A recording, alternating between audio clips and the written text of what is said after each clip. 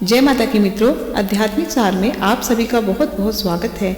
आज मैं आपके समक्ष लेकर आई हूँ महाकुंभ। महाकुंभ क्यों है इतना महत्वपूर्ण? हिंदू परंपराओं में क्या है महाकुंभ का महत्व? क्यों ये पवित्र और पावन कर देता है सामान्य व्यक्तियों को, और क्यों है महत्वपूर्ण अघोरियों की सिद्धि के लिए? आइए जानते हैं। पूर्ण महाकुंभ स्नान भारतीय संस्कृति और आध्यात्मिकता में विशेष महत्व रखता है। ये एक अद्वितीय धार्मिक आयोजन है जो हर 12 साल में 4 तीर्थ स्थानों प्रयागराज, हरिद्वार, उज्जैन और नासिक में होता है।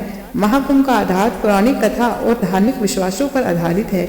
इसमें सामान्य व्यक्ति और अघोरी साधु दोनों के लिए यह विशेष महत्व रखता है। आइए इसे एक कहानी के माध्यम से मैं आपको समझाने का प्रयत्न करती हूँ।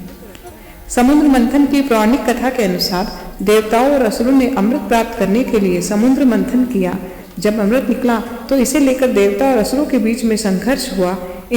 इस दौरान भगवान विष्णु ने मोहिनी रूप धारण कर अमृत का वितरण किया, लेकिन अमृत कलश को लेकर संघर्ष के दौरान 4 स्थानों पर अमृत की कुछ बूंदें गिर गई: प्रयागराज, हरिद्वार, उज्जैन और नासिक।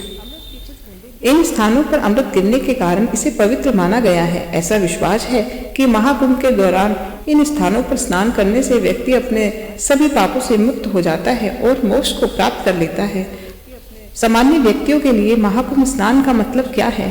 केवल शुद्धिकरण। इससे आत्मा, शरीर और मन की शुद्धि का पर्व माना गया है।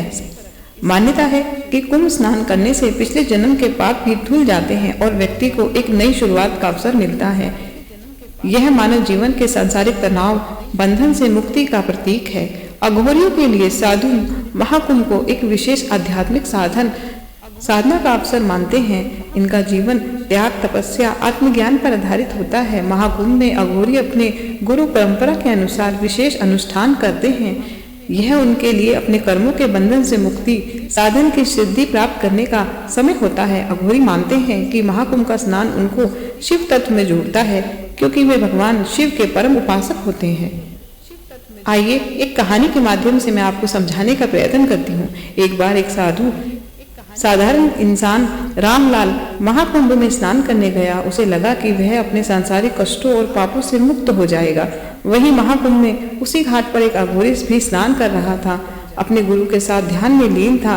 रामलाल ने गुरु से पूछा, आपके लिए इस स्नान का क्या अर्थ है? साधु ने मुस्कुराते हुए कहा, जहाँ तुम पापों से मुक्त होने आए हो, वहाँ मैं अपनी साधना को सिद्ध करने में भगवान शिव को एकाकार होने आया हूँ।